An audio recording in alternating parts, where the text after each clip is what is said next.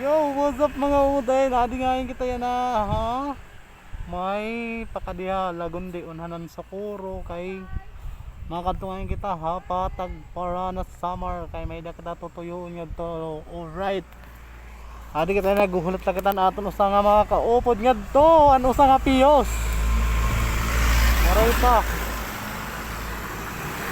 Ate nga undawin ako niya. Bangin naka 4 wheels tara, di ara na naka motor. Yeah. Ayan, Pius.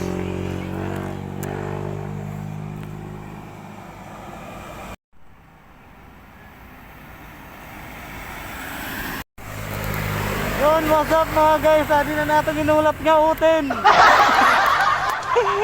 Tara, let's go.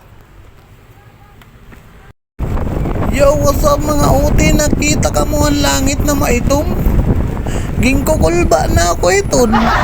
Pagkita ko din at langit, maitom-itom. Maaram ko na kung nauran ito dito nga part.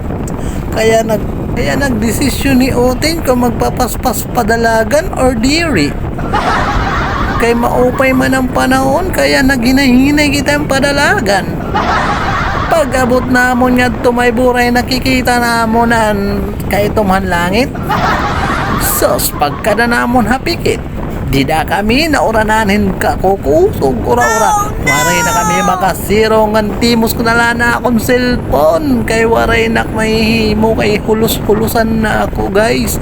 Kaya nagdiretso na lang kami pagadto ha patag. Alright, let's go.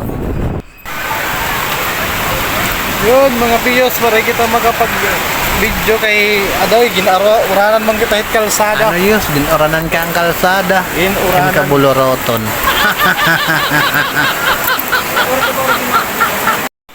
Kay kundiri ka muna tuod kita niyot na mga turo. Kundiri to na oran. Hilingayan niya part, gingkikinitaan ko ang salog kay bangin dumako ang tubig.